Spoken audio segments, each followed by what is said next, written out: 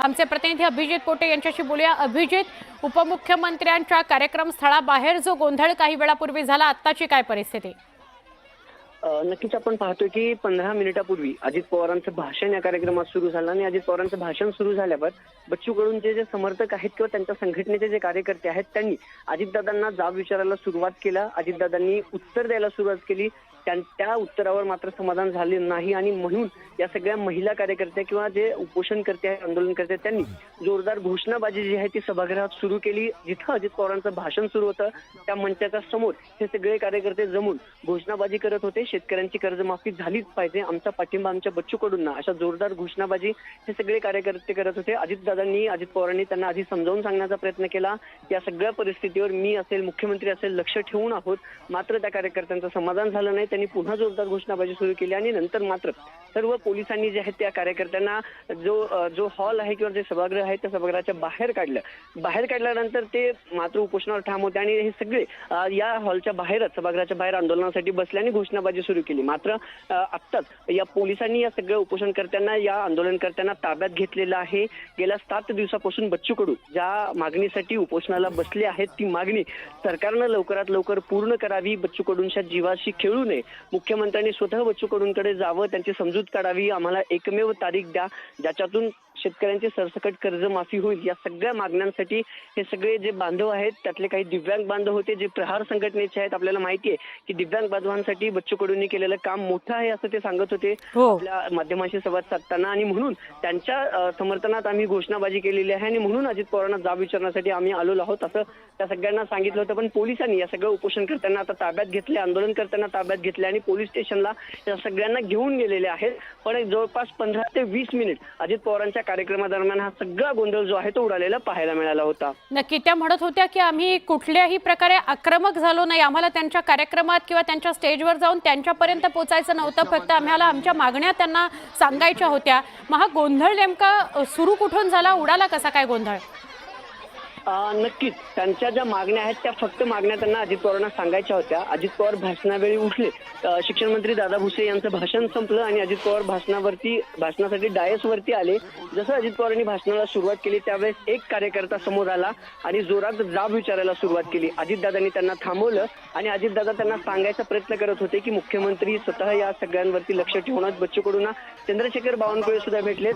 पण अजित पवार समजावून सांगत असताना अजून 10 ते 15 कार्यकर्ते, ज्यात महिला कार्यकर्त्या होत्या, ज्या दिव्यांग बांधव होते, सगळे त्या मंचासमोर आले आणि त्यांनी जोरदार घोषणाबाजी सुरू केली। अजित पवार सांगण्याचा प्रयत्न करत होते पण ऐकलं नाही, म्हणून मग पोलिसांनी या सगळ्यांना सभागृहाच्या बाहेर काढलं। पण सभागृहाच्या बाहेर सुद्धा यांची घोषणाबाजी आणि यांचं आंदोलन सुरू होतं, म्हणून या सगळ्यांना आता ताब्यात घेण्यात आलेलं आहे पोलिसांनी। पुणे पोलिसांनी या सर्व आंदोलनकर्त्यांना ताब्यात घेऊन हे सगळे पुणे पोलीस स्वारगेट पोलीस स्टेशनला गेले आहेत। बरं अभिजित, एक शेवटचा प्रश्न, कार्यक्रम अजून सुरू आहे का आणि कार्यक्रमानंतर कदाचित उपमुख्यमंत्री या विषयासंदर्भात बोलतील असं वाटतंय का?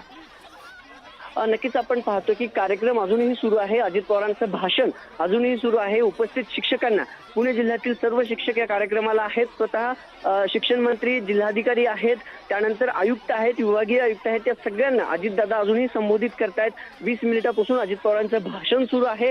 आतमध्ये अजित पवारांचं भाषण सुरू असताना देखील या कार्यकर्त्यांची घोषणाबाजी बाहेर सुरू होती। आता भाषण संपल्यानंतर, म्हणजे हा जो मुख्य कार्यक्रम आहे तो संपल्यानंतर अजित पवार बारामतीला जाण्यासाठी निघणार आहेत। पण तत्पूर्वी या सगळ्या संदर्भात माध्यमांशी अजित पवार काही बोलतात का, बच्चू कडूंच्या विषयावर तोडगा काढण्यासंदर्भात अजित पवार काही बोलतात का, किंवा जी बच्चू कडूंची मागणी आहे अर्थमंत्री म्हणून स्वतः त्यांना मोठा निर्णय घ्यायचा आहे कर्जमाफीचा, त्यावर देखील अजित पवार आपलं स्पष्टीकरण देतात का, सुवर्ण हे पाहणं आता महत्त्वाचं ठरणार आहे। अगदी अभिजित, धन्यवाद, आपण सविस्तर माहिती दिली त्याबद्दल। एका बाजूला बच्चू कडू यांच्या जिथे उपोषणाला बसलेत, आंदोलनाला बसलेत, तिथे आपण थेट प्रक्षेपण बघतोय, मोझरी अमरावती इथलं थेट प्रक्षेपण।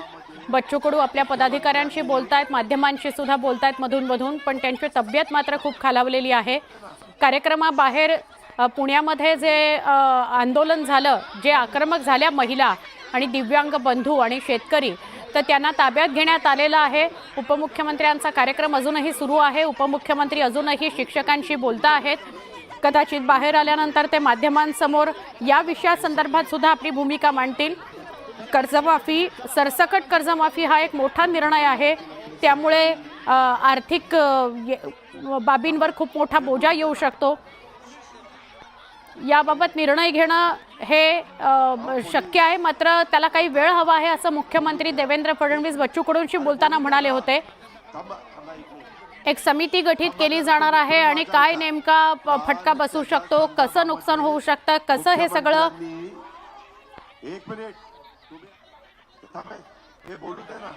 उपमुख्यमंत्र्यांचा हा आवाज होता. उपमुख्यमंत्री त्या सगळ्यांना शांत करण्याचा प्रयत्न करत होते आणि सरकार सगळ्या दिव्यांगांचा आणि बच्चू कडूंच्या आंदोलनाचा गांभीर्याने विचार करते असं स्वतः उपमुख्यमंत्री त्यांना सांगत होते.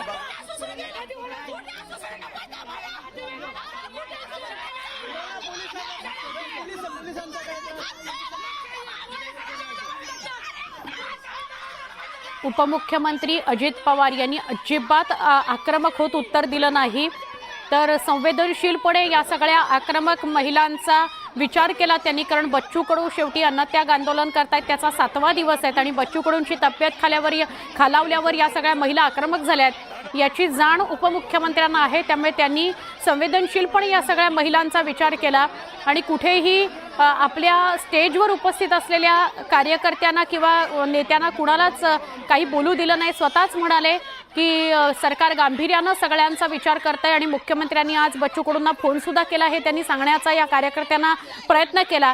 मात्र कार्यकर्त्या ऐकायला तयार नव्हत्या. या सगळ्या महिला आक्रमकच झालेल्या होत्या. शेवटी पोलिसांना हस्तक्षेप करावा लागला आणि पोलिसांनी या सगळ्यांना कार्यक्रम स्थळाच्या बाहेर काढलं.